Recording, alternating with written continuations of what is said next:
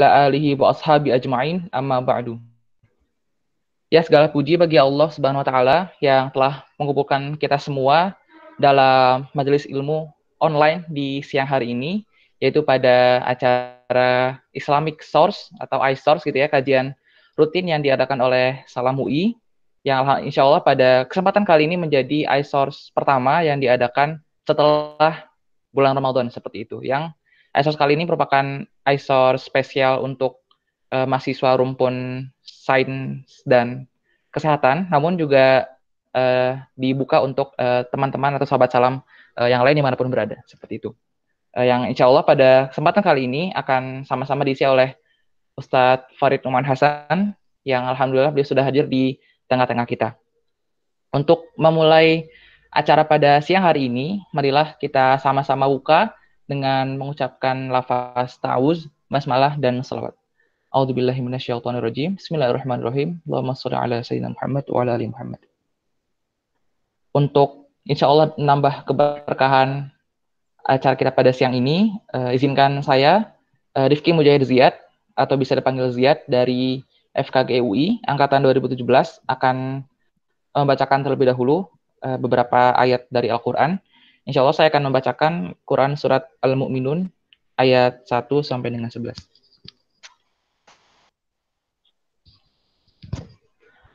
A'udzu billahi minasyaitonir rajim. Bismillahirrahmanirrahim. Qad aflahal mu'minun alladzina hum fi salatihim khashi'un walladzina hum 'anil lagwi mu'ridun walladzina hum lizzakati fa'ilun والذين هم لفروجهم حافظون إلا على أزواجهم أو ما ملكت أيمانهم فإنهم غير ملومين فمن ابتغى وراء ذلك فأولئك هم العادون والذين هم لأماناتهم وعهدهم راعون والذين هم على صلواتهم يحافظون أولئك هم الوارثون الذين يرثون الفردوس هم فيها خالدون صدق الله العظيم. Baik sahabat salam sekalian, demikian telah sama-sama kita dengarkan tadi Quran Surat Al-Mu'minun ayat 1 sampai dengan 11. Semoga dapat menambah keberkahan dan memberikan manfaat untuk kita semua. Amin. Baik, langsung saja kita akan segera memulai kajian pada siang hari ini yang akan disampaikan oleh Ustadz Farid Numan Hasan.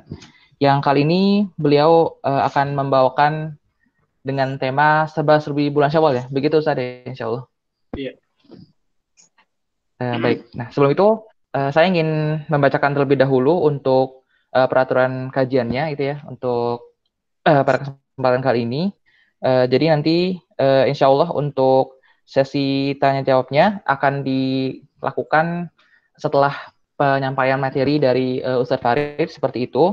Nanti untuk sahabat salam sekalian yang ingin bertanya itu dipersilakan ya, seperti yang bisa dilihat di layar sahabat salam sekalian.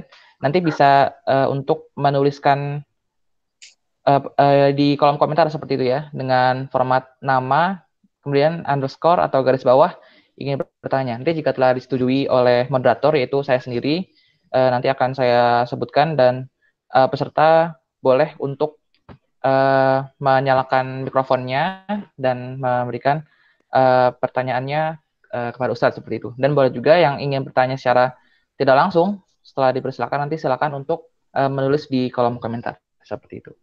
Baik, saya akan bacakan terlebih dahulu riwayat hidup atau kurikulum vitae dari Ustadz Farid seperti itu. Beliau bernama lengkap Ustadz Farid Numan bin Hasan.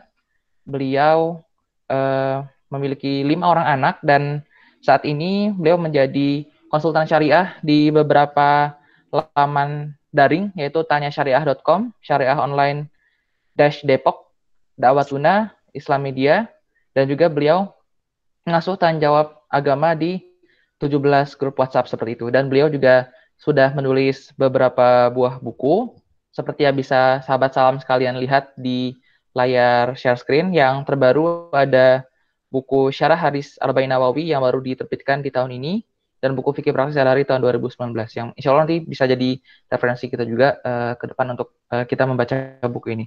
Baik, tanpa berpanjang kalam lagi, kita akan sama-sama mendengarkan pemaparan dari Ustadz Farid. Untuk itu kepada Ustadz Farid Tuman, saya persilakan. Tafadhol Ustadz. Ya, jazakumullah khairan. Bismillahirrahmanirrahim. Assalamualaikum warahmatullahi wabarakatuh. Alhamdulillah. Assalatu wassalamu ala Rasulillah wa ala alihi wa sahbihi wa man wala.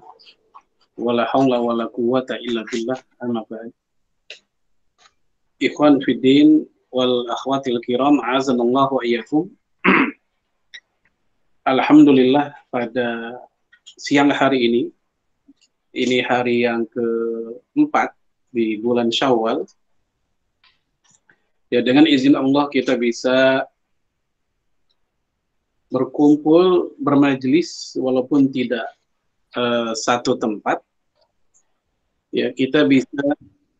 Ustadz, afwan, suaranya tidak masuk Ustadz. Nggak masuk. Sekarang masuk nggak?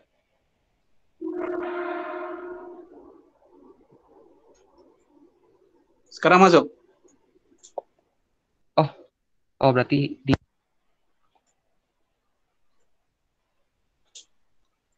Ya. Baik, kita lanjut. Ya.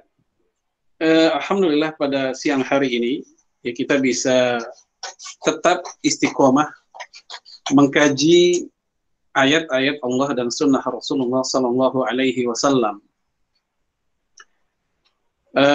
Kalau kita ingat di dalam Al-Baqarah ayat 183 ya tentang tujuan utama saum Ramadan yang sudah kita lalui, yaitu la'allakum tattaqun, supaya kalian bertakwa. Dan takwa itu ada beberapa ciri atau beberapa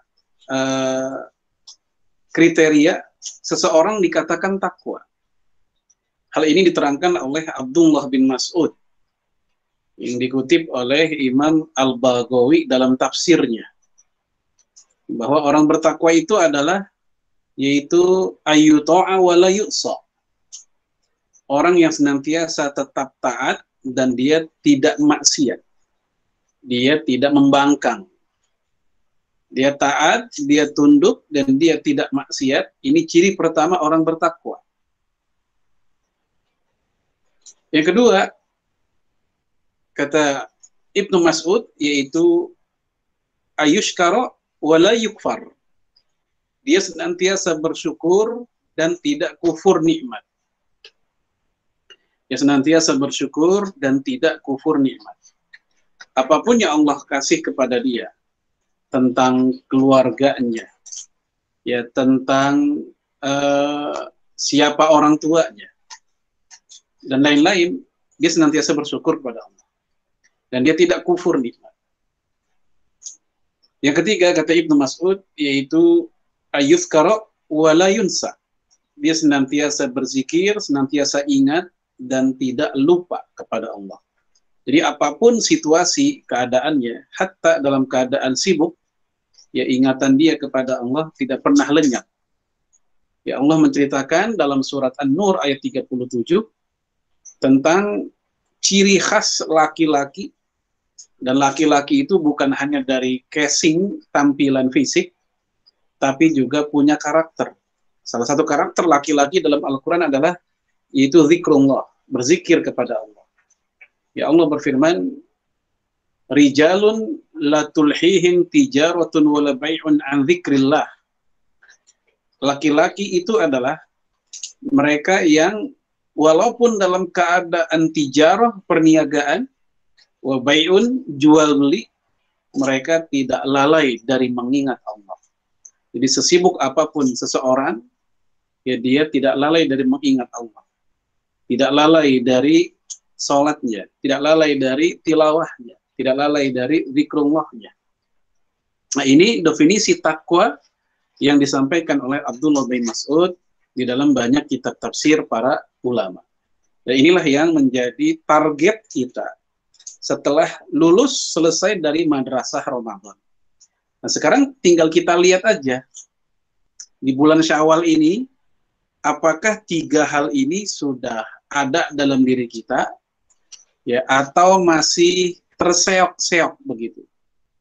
Jadi kalau kita mau tahu sejauh mana ukuran sukses Ramadan seseorang, lihat saja dari sisi ketaatan dia kepada Allah. Ketaatan dia terhadap syariat, halal haram. Ya, ketaatan dia terhadap hukum-hukum Allah. Yang dulu barangkali dia ragukan, dia tolak bahkan, sekarang dia terima dengan sepenuh hati. Yang dulu, ya, ketika dia ingin sholat berjamaah atau tepat waktu, males-malesan, hingga akhirnya dia pun sholat di akhir waktu. Sekarang setelah madrasah Ramadan selesai, dia responsif, lebih cepat, dan seterusnya. Ini cara untuk mengetahui apakah Ramadan kita yang kemarin lulus bagus atau tidak. Lihat minimal dari 3 hal ini. Tunduk, dia tidak membangkang. Dia ingat kepada Allah, dia tidak lupa. Dia bersyukur kepada Allah, dan dia pun tidak kufur nikmat. Secara umum, para ulama menyederhanakan dengan kalimat husnul hal ba'dah. Ya, seseorang yang semakin baik perilakunya, semakin baik kualitas hidupnya setelah Ramadan, itu tanda sederhana untuk mengetahui dia Ramadan kemarinnya sukses atau tidak. Sederhananya begitu. Ya. Baik. Kemudian, ikhwan fillah wal akhwatil kiram azanallahu iyyakum. Hanya saja memang kita ini manusia, kita bukan robot yang disetelnya oleh tangan-tangan manusia sesuai kehendak hati mereka. Ya, mau gigi 4, gigi 4, gigi 2, gigi 2, itu mesin. Sementara manusia, kita memiliki akal, kita memiliki hati, kita memiliki perasaan dan jiwa. Dan jiwa manusia itu fluktuatif. Semangatnya fluktuatif. Hal ini disebutkan dalam hadis riwayat Imam Ahmad, inna likulli syai'in syirrah wa likulli syirratin fatrah. Segala sesuatu ada masa-masa semangat. Nah, ketika masa semangat itu, kata Rasul, akan datang masa-masa fatrah, futur. Masa-masa males, masa-masa lemah. Padahal tadinya semangat. Tilawah Ramadan kemarin kita luar biasa, sekarang ngedrop. Ya, kemarin ya kita pun juga luar biasa ketika sholat malamnya, sekarang kita pun ngedrop dan seterusnya. Jadi Rasul bilang itu akan datang masa-masa seperti itu, walaupun hal itu bukan untuk membenarkan, bukan, tapi dalam rangka untuk supaya kita tidak kemudian putus asa dan menyaci maki diri sendiri. Karena Rasulullah SAW dan para sahabat pun ya juga mengalaminya. Ya, di antaranya adalah Jabir bin Abdillah bercerita, kami generasi para sahabat, jika dalam keadaan lemah, dalam keadaan malas, ya maka kami akan melakukan sesuatu yang batil. Batil artinya sia-sia, hiburan saja. Dalam rangka rehat, mengistirahatkan jiwa, supaya jiwa kembali segar dan kuat melakukan ketaatan. Oleh karena itu kita dapati para sahabat Nabi, mereka ada yang adu kuat angkat batu untuk rehat jiwa mereka. Ya, Rasul pun pernah adu balap lari dengan istrinya, dengan Aisyah, untuk rehat jiwa mereka. Ya, Rasul pun juga pernah bergurau dengan beberapa sahabat. Ya, dengan Zahir dalam hadis Imam Ahmad. Ya, Zahir ditekap matanya, dan Rasul bertanya, siapakah aku? Maka Zahir menjawab, ini Rasulullah. Ya, dan seterusnya. Jadi, ada hal-hal yang sifatnya manusiawi yang terjadi di masa Rasul dan sahabat. Walaupun kita yakin mereka orang pertama yang paling memetik manfaat Ramadan, tetapi sekali lagi hal-hal yang sifatnya manusiawi mereka pun juga alami. Di antaranya adalah yaitu terjadi penurunan-penurunan. Nah, yang jadi masalah, Rasul mengatakan dalam hadis tadi, dalam kalimat penutupnya, wa man kanat fatratuhu ala sunnati faqad ihtada. Orang yang masa-masa malesnya tetap koridornya sunnah. Jadi di masa-masa malas dia tetap di bawah koridor sunnah, maka faqad ihtada. Dia tetap di bawah petunjuk, tetap mendapatkan petunjuk walaupun dia dalam keadaan turun. Ya, tilawahnya berkurang tapi dia masih tilawah. Ya, mungkin semangat sholat malamnya berkurang, tapi dia masih, walaupun tidak sebanyak yang kemarin. Ya, maka Rasul katakan faqad ihtada, orang ini masih mendapatkan hidayah, masih dalam cakupan hidayah. Namun wa man kanat fatratuhu ala ghairi dzalik, orang yang di masa-masa malasnya, masa-masa kendornya tidak di atas sunnah. Ya, dia melesat menjauh dari sunnah, dari kebiasaan yang baik. Rasul katakan faqad halak, maka dia akan hancur binasa. Halak, binasa, rusak, ya, dan lenyap. Nah, ini yang kita khawatir. Dan naudzubillah, semoga kita nggak termasuk yang seperti itu. Jadi solusinya dalam hadis tadi, walaupun dalam kondisi lemah, namun kita tetap di atas sunnah jika ya masih melakukan kebaikan-kebaikan yang pernah kita lakukan di Ramadan kemarin, walaupun tidak sebanyak ketika Ramadan. Baik, itu cara sederhana untuk mengetahui apakah Ramadan kita yang lalu ya, ada hasilnya, ada dampaknya, ada suksesnya atau tidak. Ya, yaitu takwa dengan segala macam kriteria tadi. Lalu kemudian bagaimana caranya? Kita masuk bab yang kedua. Bagaimana caranya menjaga ya atmosfer Ramadan di bulan Syawal? Memindahkan suasana Ramadan di bulan Syawal. Kalau memindahkan dalam arti menjiplak 100%, mungkin tidak bisa. Karena pertama, Ramadan ini setiap umat Islam itu menyambut dengan gembira. Ya, karena itulah bulan diskon, ya, potongan, ya, apa namanya istilahnya itu, besar-besaran, ya kita mendapatkan keutamaan dari Allah Subhanahu wa taala. Jadi sambutannya juga luar biasa. Nah, sehingga yang tadinya pemalas jadi semangat, yang tadinya nggak baca Quran jadi baca Quran. Bahkan penjahat pun bisa jadi mereka mengurangi kejahatannya ketika Ramadan. Nah, ketika Syawal, kalau kita lihat dari sudut pandang bahasa, Syawal itu harusnya lebih kencang lagi. Syala yashulu syaulan syawal. Artinya berlari kencang. Itu Syawal. Berlari kencang. Jadi kalau jalan, masya yamshi, jalan. Kalau larinya sedikit, pelan-pelan, sa'i. Nah, kalau larinya kenceng, Syawal. Jadi dari sudut pandang bahasa kita udah bisa nangkep. Harusnya Syawal itu ibadah kita semakin kuat. Setelah di warming up atau dilatih selama 1 bulan Ramadan, harusnya Syawal semakin kuat. Begitu, itu logika sederhananya begitu. Tapi ternyata sekali lagi, kita lagi berhadapan dengan manusia, di mana manusia juga ada sisi hawa nafsu. Ya, ada sisi al-kaslu, malas. Ada sisi ad-dha'fu, kelemahan. Nah, di sisi inilah akhirnya idealita bulan Syawal itu seringkali tidak terjadi. Tapi tadi sudah saya sebutkan hadisnya, paling tidak minimal kita masih di atas sunnah itu lebih baik. Ya, paling tidak kita masih di atas sunnah itu lebih baik. Nah, paling tidak ada beberapa cara menjaga atmosfer Ramadan. Yang pertama yaitu rawat 4 hal. Dirawat 4 hal. Apa aja? Pertama, yaitu kedekatan terhadap Al-Quran. Yang kedua, itu latihan menjaga hawa nafsunya. Sebagaimana Ramadan kemarin, jaga mulut, jaga mata, jaga perut, ya, jaga pikiran, jaga zon-zon, prasangka-prasangka. Ini yang kedua, jaga hawa nafsu. Yang ketiga, yaitu sholatnya, sholat malam maksudnya. Yang ketiga, ya. Yang keempat, yang juga nggak kalah penting ketika kita bulan Syawal menjaga spiritualitas Ramadan adalah yaitu ya sedekahnya. Ketika Ramadan kemarin, sedekah itu luar biasa. Di masa COVID ini, Indonesia melesat nomor 1 menjadi negara paling paling peduli terhadap orang lain. Ya, kalau antum baca di beberapa media mainstream, posisi Indonesia di tingkat dunia menjadi negara nomor 1 yang tingkat kepedulian sosial. Ya, kedermawanan kaum muslimin Indonesia nomor 1 kemarin.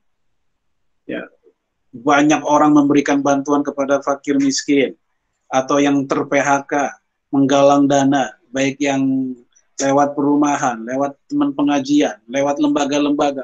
Itu ternyata dapat perhatian dari publik internasional, membuat Indonesia itu nomor 1.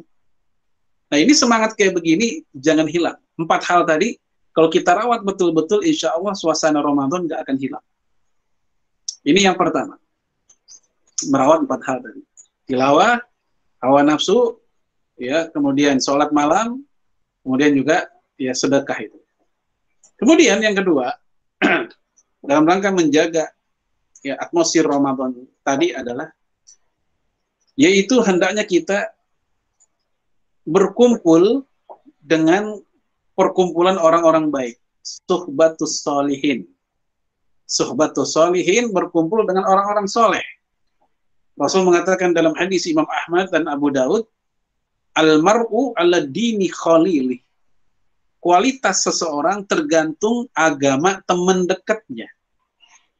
Kualitas kita, agama kita, kesolehan kita, ketakwaan kita, keimanan kita, tergantung siapa kawan akrab kita. Khalil.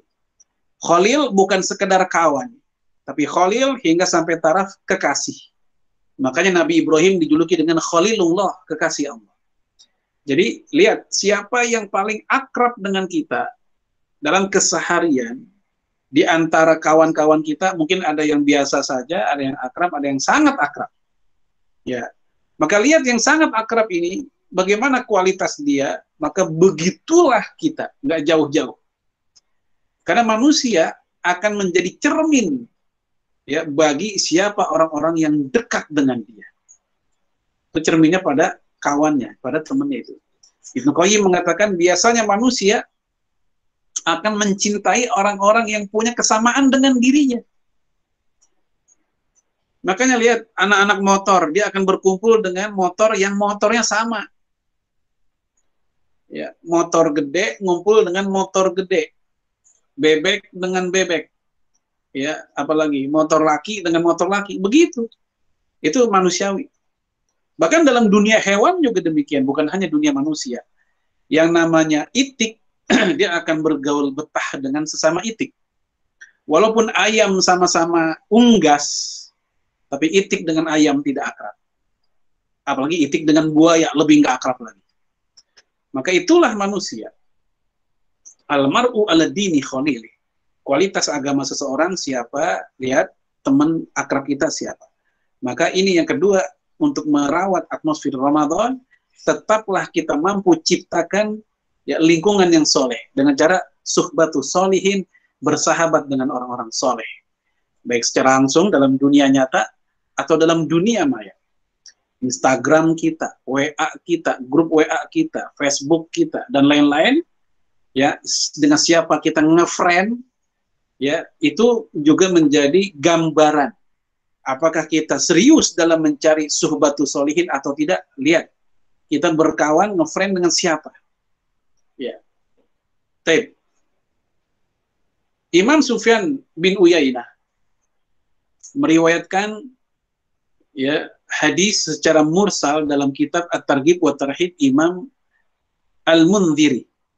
Bahwasanya Rasul mengatakan, jika kalian berkumpul dengan kumpulan manusia dan engkau lihat perkumpulan itu, kita lihat wajah mereka masing-masing, ya kata Rasulullah, wajah mereka membuat kita ingat kepada Allah, maka berlama-lamalah di situ. Kita lihat wajah si fulan, ini kayaknya orang sering sholat malam. Melihat wajah si fulan, ini orang murah senyum, enak dilihatnya.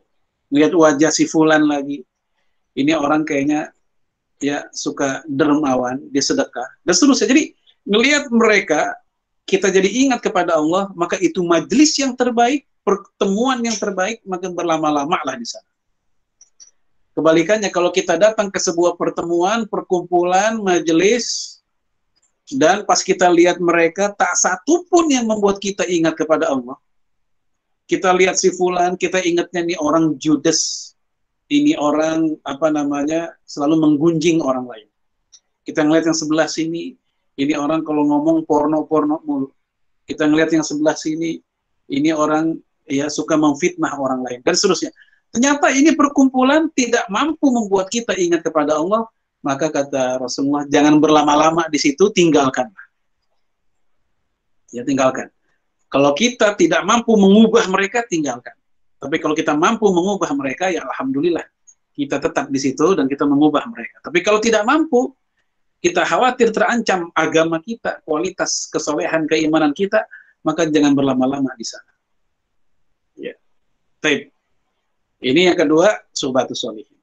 Yang ketiga, untuk menjaga atmosfer Ramadan tadi, yaitu hendaknya kita ya membuat semacam kurikulum tarbiyah zatiyah. Manhaj, kurikulum untuk tarbiyah zatiyah. Apa tarbiyah zatiyah? Membina diri sendiri. Bertanggung jawab membina diri sendiri. Karena kita ada masa di mana kita tidak bersama suhbatus sholihin tadi. Ya, kita ada masa kita nggak bersahabat atau berkumpul dengan orang soleh saat di kos seorang diri. Atau ketika kita pulang ke rumah, misal antum semua, sebagian ada yang tinggal di Jawa atau Sumatera. Ya, ketika di UI, ketika di kos-kosan, alhamdulillah kosnya bagus-bagus. Tapi begitu pulang kampung, ketemu teman-teman lama, atau kondisi di perumahan kita, atau daerah kita yang buruk, maka saat itulah kita bertanggung jawab atas diri sendiri. Maka kita membutuhkan manhaj untuk tarbiyah zatiyah. Apa manhaj? Ya, kurikulum dan konsep. Contoh, misalnya adalah yaitu mu'aqobah. Ini konsep yang pertama, mu'aqobah. Apa mu'aqobah? Memberikan sanksi atau hukuman kepada diri sendiri dikala kita maksiat. Ya, Umar bin Khattab telat sholat asar berjamaah. Ya, gara-gara apa? Gara-gara dia keenakan di kebunnya. Dia ke kebunnya, dia masuk ke kebunnya, dia melihat rindangnya pepohonan dan seterusnya. Nah, begitu azan asar, ya dia ke masjid, ternyata telat. Nyampe di masjid, jamaah udah bubar. Maka dia pun menghukum dirinya sendiri, dianggap telah lalai, ya, maka dia menghukum dengan cara menyedekahkan kebunnya. Nah, ini contoh mu'aqobah. Itu dengan cara menyusul perbuatan salah dengan perbuatan baik. Jadi membuat sanksi atau hukuman bukan berarti bermakna menyiksa diri, tidak. Sanksinya dengan sanksi-sanksi kebaikan. Ya, dulu ada seorang ikhwan, ya, mantan ketua Salam UI generasi awal, ya, generasi awal ketua Salam. Ya, dia punya kebiasaan naruh gelang karet di sini nih. Naruh gelang karet di pergelangan tangannya. Saya tanya sama dia, buat apa? Ya, kata dia, ini buat kalau ya dia lagi ngelihat sesuatu yang bukan haknya, ya, misal aurat perempuan, dia akan menghukum dirinya dengan cara menjepret, ya, dijepret begitu. Saya bilang, enggak begitu caranya. Ya, itu caranya menyakiti diri, enggak begitu. Formula mu'aqobah dalam syariat sudah ada. Ya, Rasul dalam hadis Imam Tirmidzi mengatakan, wajbi is-sayyi'ah al-hasanah tamhuha. Kalau kalian habis bikin keburukan, maka buru-burulah bikin kebaikan. Niscaya keburukan itu akan terhapus. Jadi bukan dengan menyiksa diri. Mata habis kelayaban melihat sesuatu yang Allah haramkan, wudu, ngambil air wudu. Karena di antara fadilah air wudu adalah menggugurkan dosa-dosa panca indera kita, menggugurkan dosa mata, menggugurkan dosa tangan kita, jari jemari kita. Jadi bukan menyiksa seperti itu. Itu cara yang keliru. Nah, ini mu'aqobah. Contoh aja kurikulum pertama mu'aqobah. Memberikan sanksi atau hukuman kepada kita dengan hukuman-hukuman yang syar'i. Dan hukuman itu pun bernilai ibadah juga. Imam Ma'ruf bin Hissan, salah satu ulama perawi hadis, dia pernah melewati sebuah rumah, itu rumah dipuji, ya ini rumah bagus banget, kata dia begitu. Nah begitu dia nyampe di rumahnya, dia ngerasa menyesal dengan ucapan tadi. Buat apa saya menyebut ini rumah bagus banget? Padahal itu bukan rumah saya. Dan saya sudah punya rumah sendiri kok. Jadi dia anggap seolah-olah itu kayak kufur nikmat. Maka dia menghukum dirinya dengan cara puasa setahun penuh. Padahal kita tahu puasa setahun penuh banyak ulama memakruhkan. Ya, tapi beliau melakukan itu dalam rangka pembersihan terhadap kalimat ini rumah bagus banget. Kalau di zaman kita, standar zaman kita, kalau ada rumah bagus kita bilang bagus, itu kan maklum, wajar. Mobil bagus kita bilang bagus tuh maklum, wajar. Yang nggak wajar rumah bagus kita bilang jelek. Ya, yang nggak wajar mobil bagus kita bilang jelek, itu nggak wajar. Ya, tetapi ternyata bagi beliau ini sebuah kesalahan, itu sebuah maksiat, karena khawatir dianggap kufur nikmat terhadap apa yang sudah ada. Maka dia menghukum diri dengan cara puasa setahun penuh. Itulah cara salafus saleh. Sehingga ritme atau atmosfer Ramadan itu nggak hilang begitu cepat. Kalau di kita kan luar biasa. Syawal bulan awal-awal saja sudah nggak berasa lagi Ramadannya. Jangankan Syawal, di akhir Ramadan saja, walaupun masih bulan Ramadan, suasana Ramadan tinggal ya hanya acara-acara yang sifatnya rutinitas saja. Ngumpul menjelang maghrib, beli makanan, dan buka, bubar. Ini kalau lagi nggak musim pandemi, kalau lagi nggak musim seperti ini, ya biasanya yang rame-rame pasar, ya pasar kaget. Yang kalau buat ibu-ibu, kaum wanita, yang dipikirin adalah ya putri salju, kembang goyang kan begitu, kue-kue.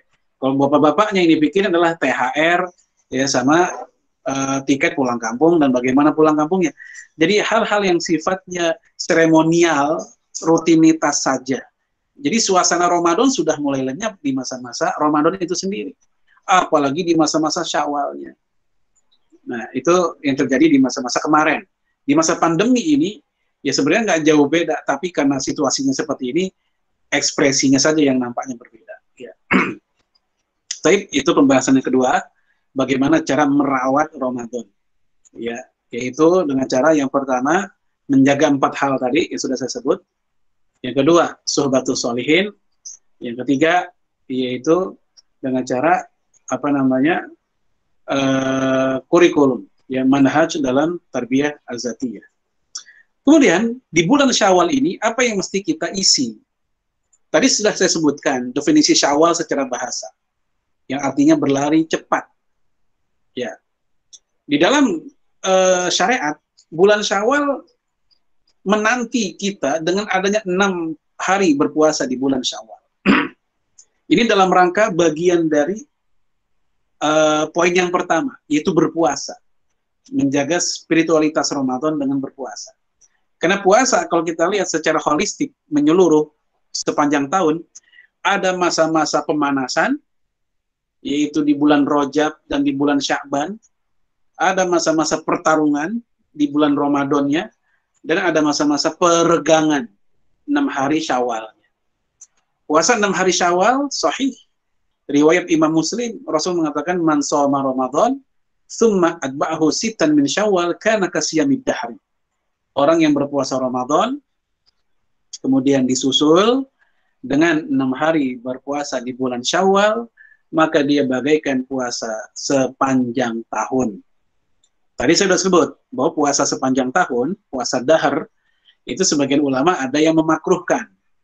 Ya, karena Rasul pernah menegur seorang yang puasa setahun penuh dengan kalimat lima adzabta nafsaka. Kenapa engkau siksa dirimu sendiri? Nah, kalimat ini menunjukkan Rasul nggak suka kalau ada orang puasa setahun penuh. Tetapi Rasulullah memberikan fasilitas untuk mendapatkan nilai seolah puasa setahun penuh, yaitu dengan cara puasa Ramadan plus 6 hari Syawal. Gimana ngitungnya? Ya sederhananya begini, Ramadan 30 hari, Syawal 6 hari, total 36. Nah, Rasul mengatakan dalam hadis Sahih Bukhari, ya wal ashru ya wal hasanatu bil ashri amsalihha. 1 kali orang bikin kebaikan, maka akan dilipatkan 10 kali. Nah, 36 tadi dikali 10, 360, itulah yang dimaksud dengan setahun penuh. Karena setahun dalam hitungan Hijriah adalah 360.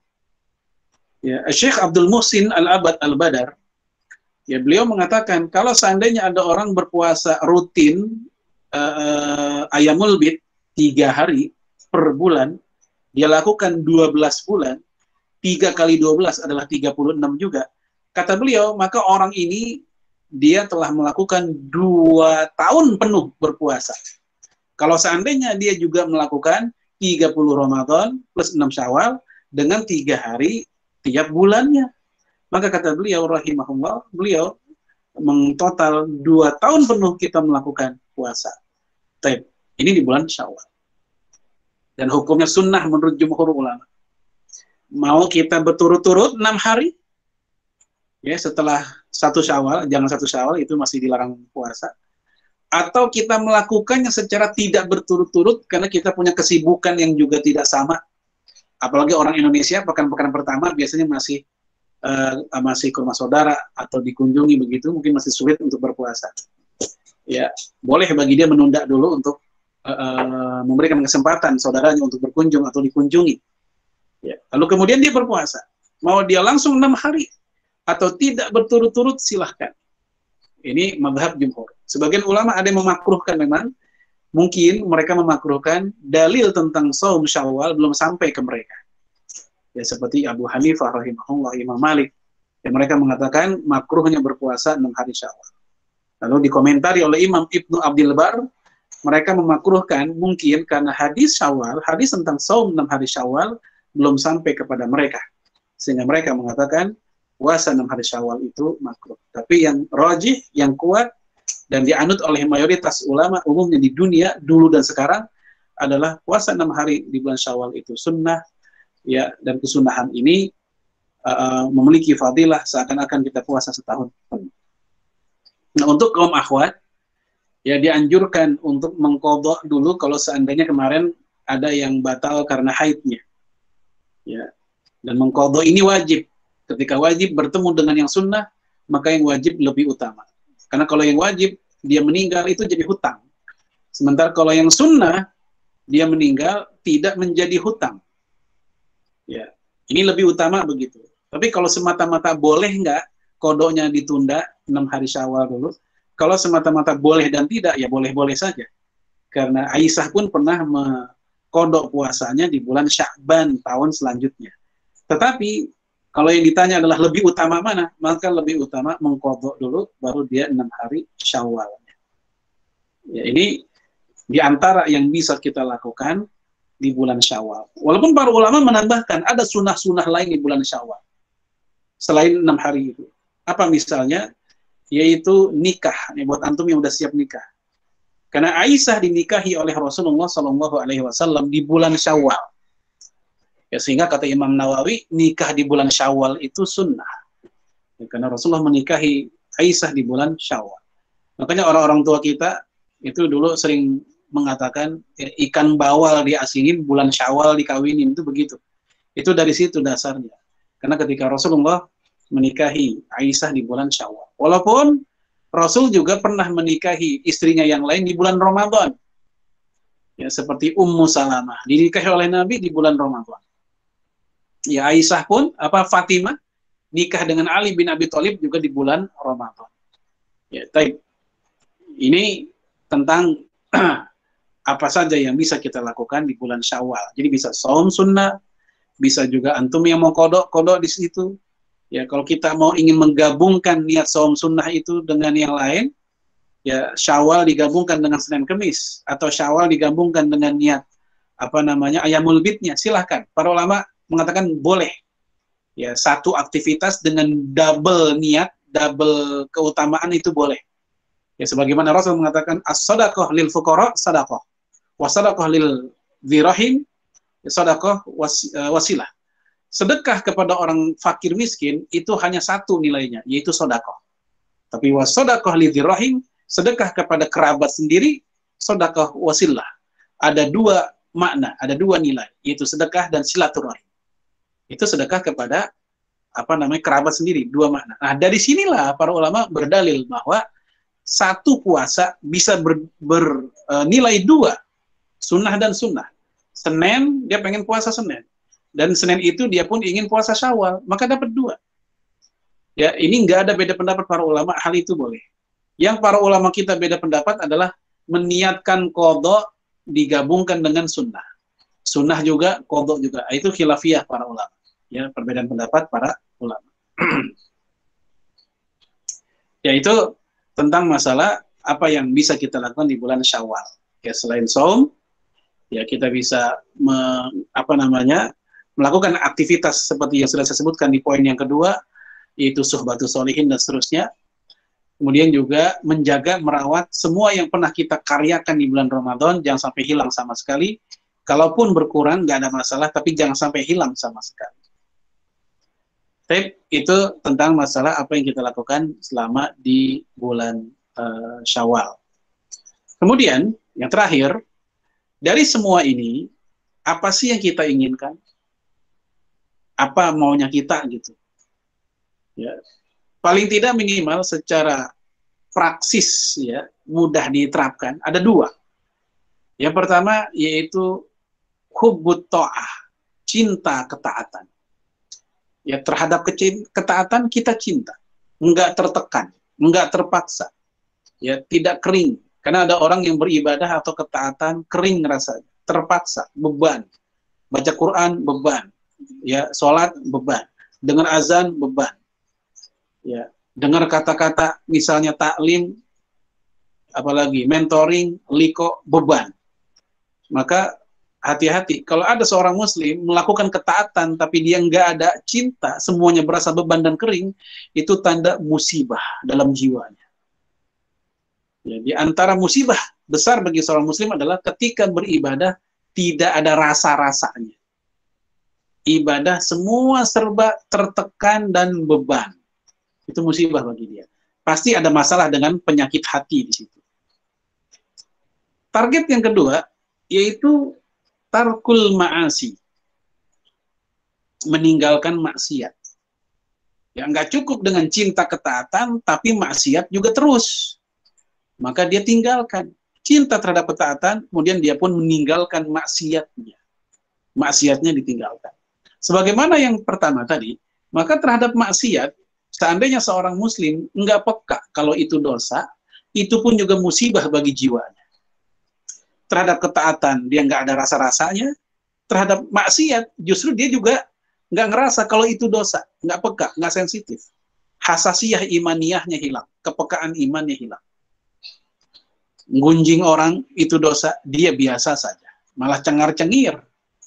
Ya, cengar-cengir itu apa? Ya, cengar-cengir, biasa saja. Ketika dia matanya melihat yang Allah haramkan pun juga biasa saja. Di kampus, kuliah, ngejiplak pekerjaan orang, mencuri, nyontek ketika ujian, nitip absen segala macam. Ya, dia nggak ngerasa kalau itu dosa, biasa-biasa saja. Ini musibah bagi jiwanya dia. Ya, ngebantah orang tua, dia pun merasa biasa-biasa saja. Nggak nganggap itu dosa besar, durhaka. Ini juga musibah bagi jiwanya. Maka ini target kita, yaitu lebih praksisnya adalah hubbut ta'ah tarkul ma'asi. Cinta ketaatan dan meninggalkan maksiat. Adapun tujuan utama akhir, goal settingnya memang la'alakun tatakun tadi. Tapi yang lebih praksis dalam kehidupan kita adalah hubbut ta'ah wa tarkul ma'asi, cinta ketaatan, kemudian dia meninggalkan maksiat. Taib. Ya, ini materi kita ya tentang bagaimana seorang muslim dalam mengambil manfaat dari Ramadan, hikmah dari Ramadan, kemudian dia mengisi bulan Syawal untuk merawat ya semangat atau atmosfer bulan Ramadan. Ya, hadanallahu wa iyyakum ajma'in. Assalamualaikum warahmatullahi wabarakatuh. Ya, silakan jika ada yang perlu kita diskusikan.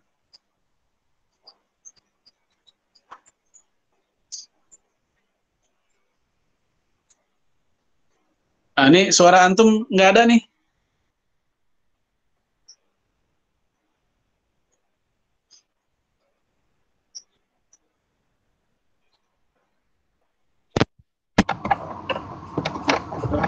Meranda. Sekarang udah ada Ustaz suara nih? Ya, udah. Oke, alhamdulillah. Siap.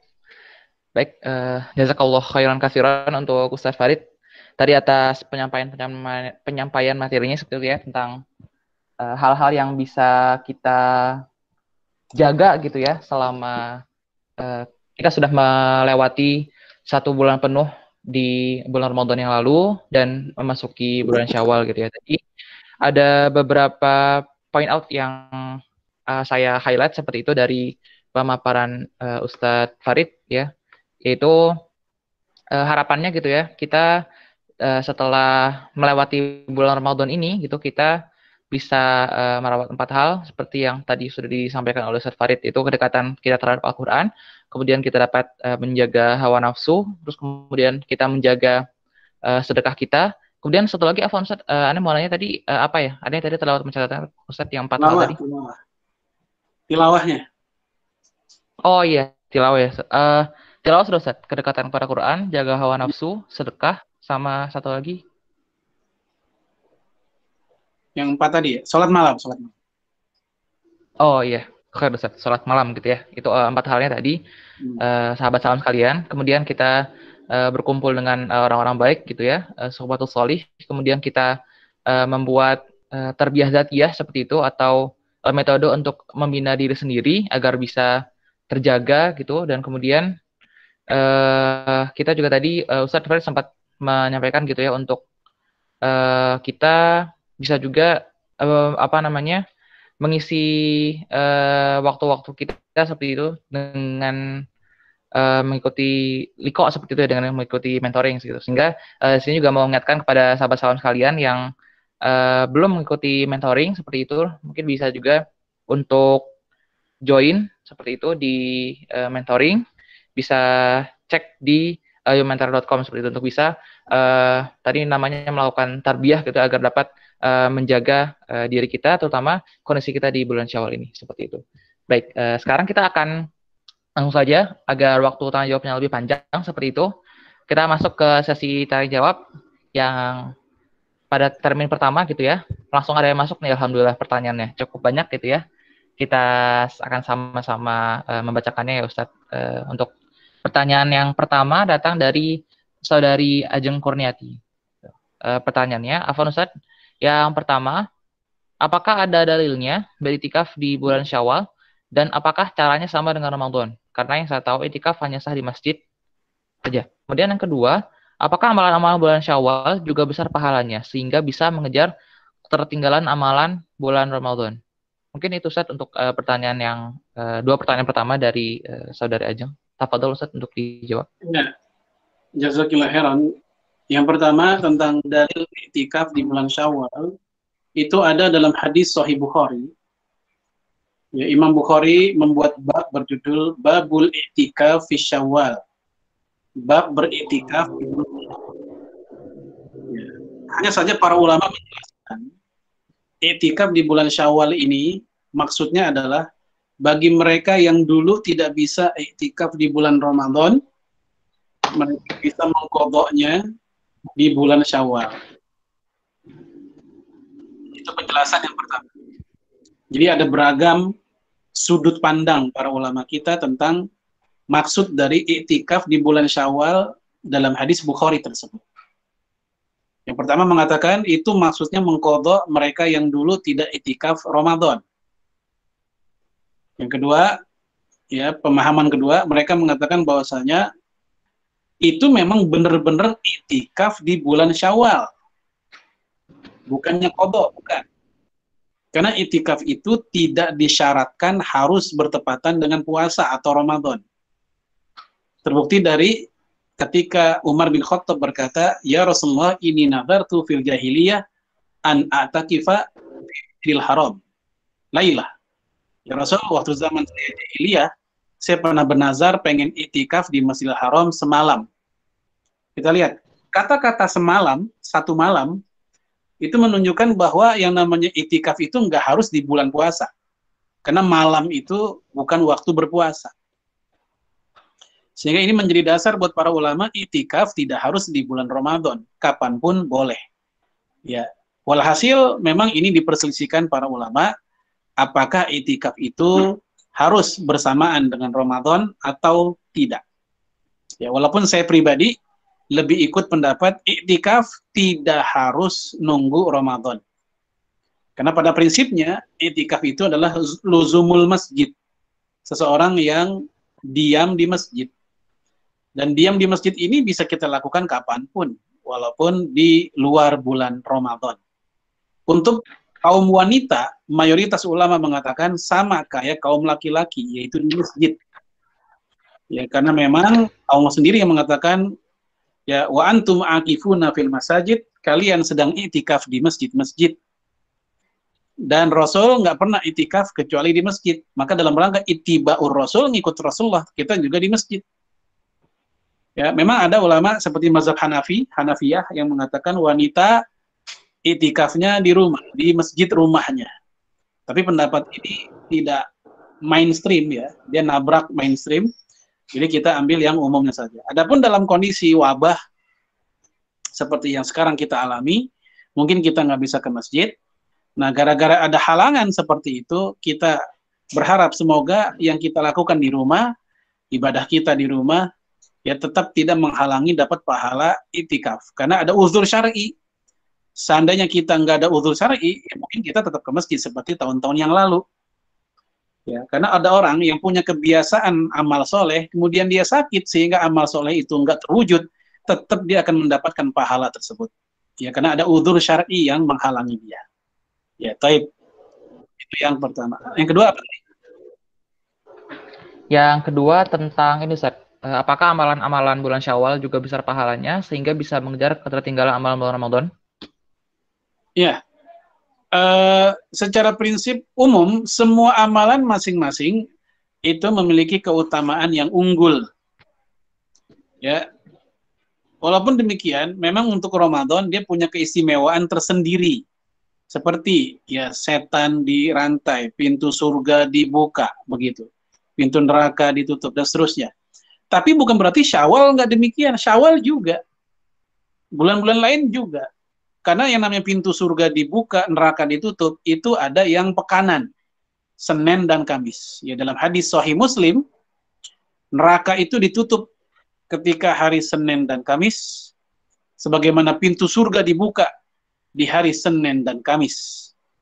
Jadi ada yang pekanan, ada yang bulanan, atau yang tahunan. Yang tahunan adalah di bulan Ramadan. Tapi yang pekanan ada di setiap ya Senin dan Kamis. Di bulan Syawal pun juga termasuk. Ya. Kemudian, apakah ini bisa menyusul kekurangan kita di bulan Ramadan? Ya, kalau konteksnya ibadah sunnah, tentu ibadah sunnah tidak bisa menyamai ibadah wajib puasa Ramadan. Ini kalau konteksnya yang sunnah. Tapi untuk yang wajib-wajib yang kita lakukan di bulan Syawal, ya asal kita melakukannya baik dan rutin, insya Allah ya memiliki ganjaran yang luar biasa. Saya ambil contoh seperti bersedekah tadi. Dalam hadis Imam At-Tabrani dikatakan, man masya fi hajati akhihi, ya orang yang berjalan dalam rangka memenuhi hajat saudaranya, ngebantuin kebutuhan hidup saudaranya. Apa kata Rasulullah? Kana lahu khairan min i'tikaf asyri sinin. Maka itu lebih baik dibanding i'tikaf 10 tahun. Jadi bukan lagi setara dengan i'tikaf, tapi lebih baik dibanding i'tikaf 10 tahun. Bukan cuma 10 hari, 10 tahun. 3.650 hari. Dan siapa yang mampu i'tikaf selama itu? Tapi ternyata hal itu bisa kita cover dengan cara membantu kebutuhan hidup saudara kita.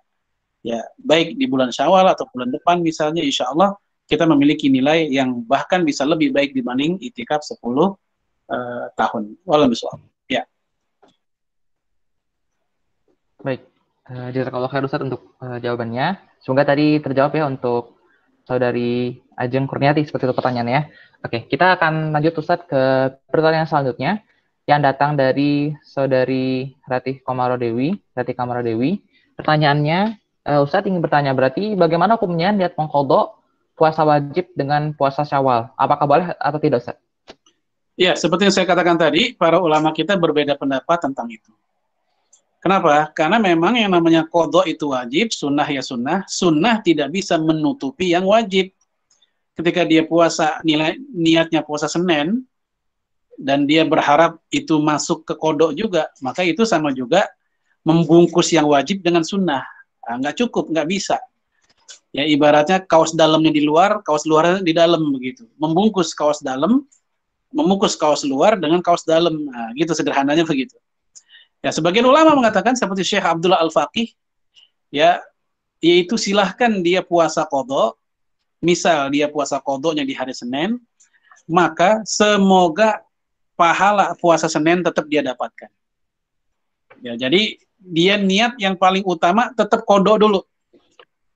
Ya, kodok dulu. Nah, semoga dengan kodonya itu dia pun tetap mendapatkan pahala sunnahnya. Ini pendapat yang kedua. Ya, nah saya pribadi lebih cenderung untuk memisahkan. Kalau untuk kodok dan sunnah, ya saya lebih cenderung ikut pendapat yang memisahkan. Kodok ya kodok, sunnah ya sunnah. Itu lebih aman. Kalaupun ingin melakukan, maka niatnya jangan sunnah, tapi kodok yang paling utama. Ya, kemudian insya Allah yang sunnah akan ke bawah. Begitu. Bukan niatin sunnah, berharap kodoknya ikut. Enggak demikian. Tapi niatkan yang kodok, semoga yang sunnah pun juga ikut mendapatkan fadilahnya. Kalau misal. Khair Ustaz. Baik. Semoga terjawab ya, Ratih, untuk pertanyaannya. Oke, kita akan masuk ke sesi yang selanjutnya untuk pertanyaan-pertanyaan yang masih ada di kolom chat ini. Insya Allah kita masih punya cukup banyak waktu ya, seperti itu ya. Jadi untuk sahabat yang ingin bertanya, boleh bersilakan untuk mengirimkan pertanyaannya tadi dengan format nama, underscore ingin bertanya. Kita tuh boleh cukup ketikkan saja ingin bertanya, nanti silahkan kalau mau bertanya lisan, atau boleh juga langsung diketik pertanyaannya di kolom chat seperti itu ya. Oke. Selanjutnya Ustaz, pertanyaannya datang dari saudara Farhan Pradana. Izin bertanya Ustaz, tadi disebutkan bahwa adanya penyakit hati dan musibah dalam kita beribadah. Seperti itu. Jika hal tersebut sudah terjadi kepada diri kita, apa yang harus kita lakukan Ustaz? Dan bagaimana mencegah kita terhindar dari hal tersebut? Ya, memang ini butuh pembahasan secara khusus lagi, ya kalau kita membicarakan tentang penyakit hati yang ada dalam diri kita. Ya, karena masing-masing penyakit hati ada terapinya, ada obatnya. Ya, kita mungkin dalam kesempatan kali ini berbicara global saja, yaitu obat yang paling utama adalah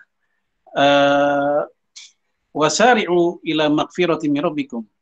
Hendaknya langsung bersegera ya menjemput ampunan Allah. Maksudnya apa? Beristighfar.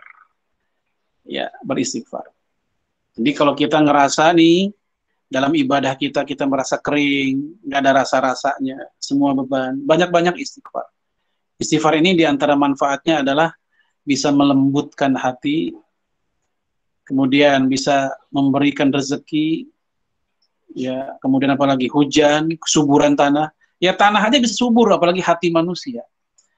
Hal itu Allah ceritakan di dalam surat Nuh ayat 10, 11, 12. Nanti antum cek di situ. Ya, kalau tanah saja bisa subur, ya kemudian sungai bisa mengalir, maka hati manusia layak untuk mendapatkan manfaat istighfar seperti itu. Kita beristighfar. Ya, tentu bukan hanya istighfar lisan saja, tapi juga istighfar yang sungguh-sungguh. Baik. Jazakallah khair Ustaz untuk jawabannya. Jadi semoga terjawab ya untuk Farhan pertanyaannya seperti itu. Baik. Masih ada waktu, sahabat salam sekalian, untuk sahabat salam yang ingin mengajukan pertanyaan kepada Ustadz Farid, dipersilahkan seperti itu untuk mengetikkan saya ingin bertanya di chat, dan juga boleh juga untuk mengetikkan langsung pertanyaannya seperti itu di kolom chat ya. Kita akan tunggu terlebih dahulu. Bagi yang ingin bertanya, dipersilakan.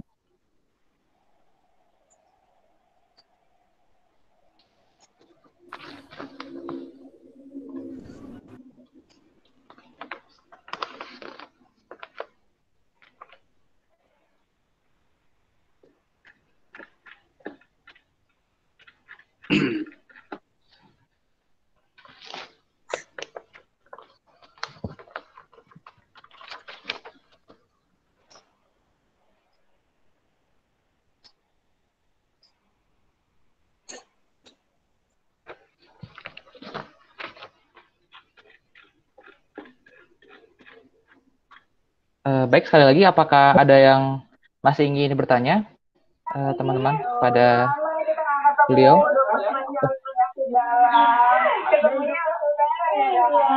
Oke,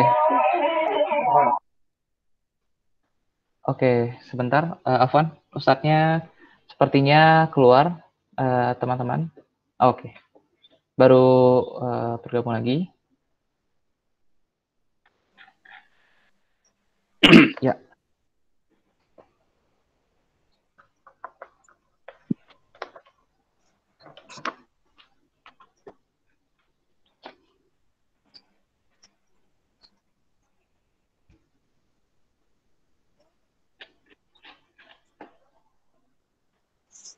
Oke, baik. Kalau dari teman-teman mungkin belum ada pertanyaan, mungkin dari saya, Ustadz, dari Ane, ada satu pertanyaan mungkin yang sekalian jadi pertanyaan penutup ya. Ini sepertinya belum ada pertanyaan-pertanyaan lagi. Ane mau bertanya, Ustadz.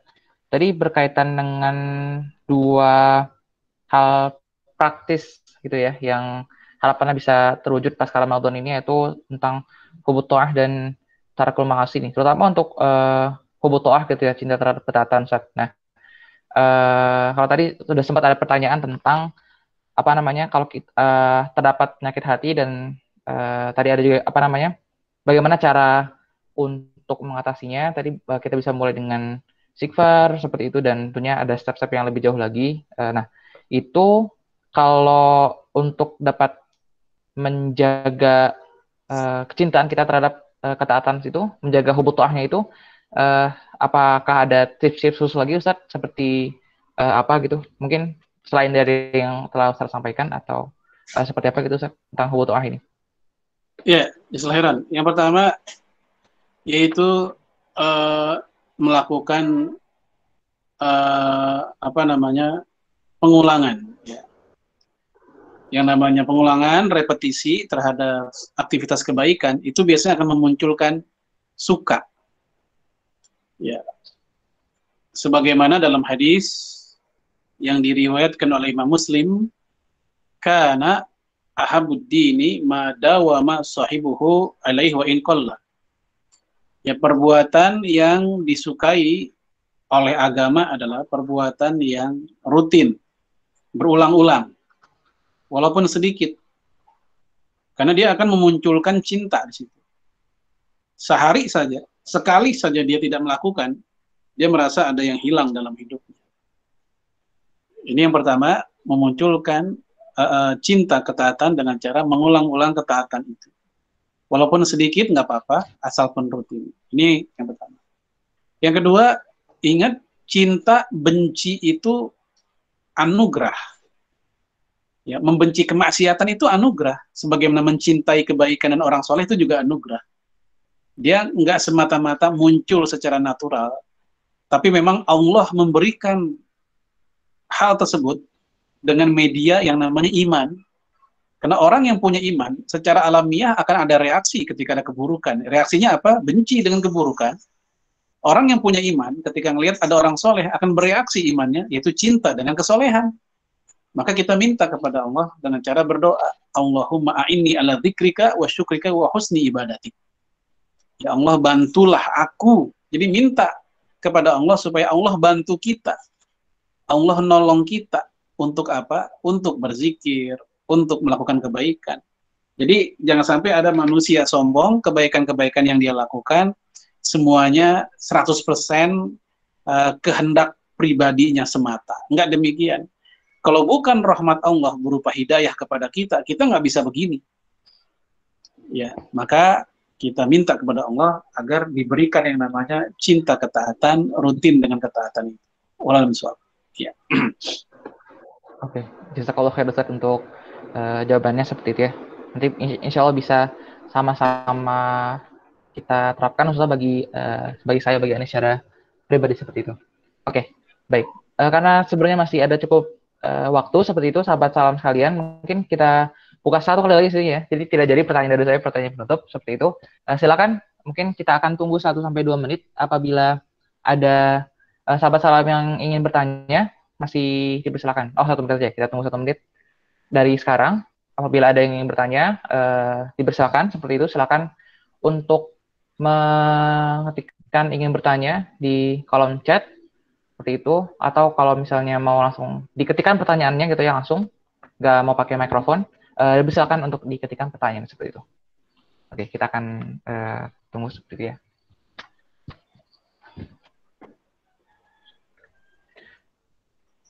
Dan sembari menunggu, ingin mengingatkan juga bagi sahabat salam sekalian yang belum mengisi presensi kajian pada siang hari ini, dipersilakan untuk mengisi presensinya seperti itu di link yang sudah diberikan di kolom chat, yaitu di bit.ly/presensi iSource, seluruhnya kecil hurufnya. Dan boleh juga yang ingin langsung mengisi link untuk evaluasi kajiannya, boleh di bit.ly/iSourceSigncast, seluruhnya kecil. Itu. Oke. Kita tunggu beberapa detik lagi.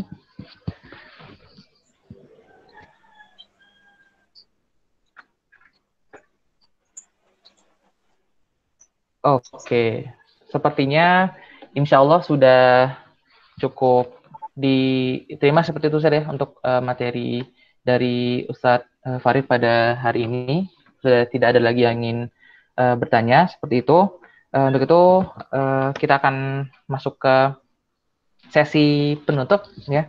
Di sini saya akan bacakan lagi gitu ya beberapa kesimpulan tadi, tambahan dari point out yang sudah sempat saya sampaikan seperti itu di sebelum sesi tanya jawab seperti itu. Yaitu yang pertama, selama pasca Ramadan ini, harapannya kita dapat tetap menjadi orang-orang yang dapat menjaga gitu ya dari segi tilawah gitu. Walaupun mungkin kalau misalnya memang kondisinya kita sedang futur seperti itu, sedang turun ibadah kita tetap masih berada di atas sunnah gitu, agar kita masih termasuk ke dalam orang-orang yang faqih tada seperti itu, yang berada dalam petunjuk seperti itu. Kemudian tadi Ustaz menyampaikan tentang terminasi dari kata bulan Syawal seperti itu, yang berasal dari kata syala yang artinya berlari kencang gitu. Jadi harapannya kita setelah melewati 1 bulan Ramadan yang lalu, di bulan Syawal ini dan seterusnya, harapannya kita dapat berlari kencang seperti itu agar dapat terus menjaga konsistensi kita dalam beribadah kepada Allah Subhanahu wa taala.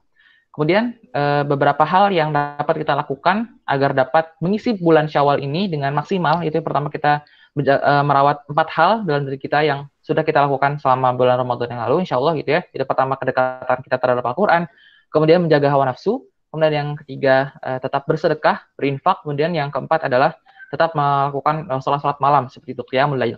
Kemudian yang kedua adalah kita suhbatus sholihin, kita berkumpul dengan orang solih. Kemudian yang ketiga, kita membuat metode pembinaan diri sendiri atau tarbiyah dzatiyah gitu ya, dengan bisa kita, apabila kita melakukan kesalahan-kesalahan, kita dapat membuat muaqabah gitu ya, atau semacam hal yang harus kita lakukan tapi itu hal-hal yang baik seperti itu. Kemudian kita juga dapat melakukan hal-hal yang berupa amalan-amalan seperti kita melakukan puasa sunnah Syawal utamanya gitu ya, yang 6 hari. Kemudian kita bisa qadha puasa kita juga apabila ada puasa yang harus dibayarkan hutangnya. Kemudian bisa juga menikah apabila sudah sudah sanggup.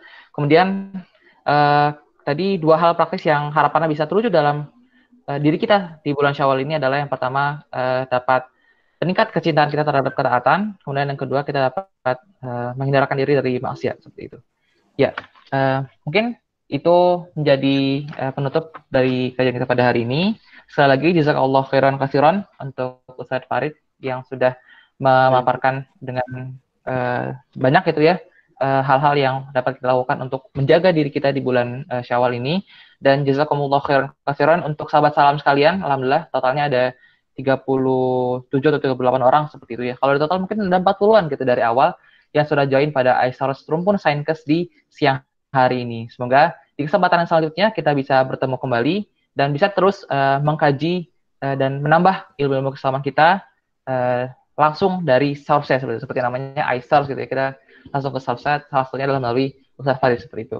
Ya, marilah sama-sama kita tutup acara kajian pada hari ini dengan sama-sama beristighfar. Astagfirullahaladzim, astagfirullahaladzim, astagfirullahaladzim. kita lapaskan hamdalah, alhamdulillahirabbil alamin, dan kita lengkapi dengan membaca doa penutup majelis. Subhanakallahumma bihamdika, asyhadu an la ilaha illa anta, astaghfiruka wa atubu ilaik. Saya Rizky Mujahid Ziyad, pamit undur diri. Sekali lagi jazakallahu khair untuk Ustadz Farid dan jazakumullahu khair untuk sahabat-salam sekalian. Sampai bertemu di Aisal selanjutnya. Wassalamualaikum warahmatullahi wabarakatuh. Waalaikumsalam warahmatullahi wabarakatuh. Pamit ya. Jazakallahu khairan, Ustaz. Waalaikumsalam. Siap, Ustaz. Waalaikumsalam warahmatullahi wabarakatuh.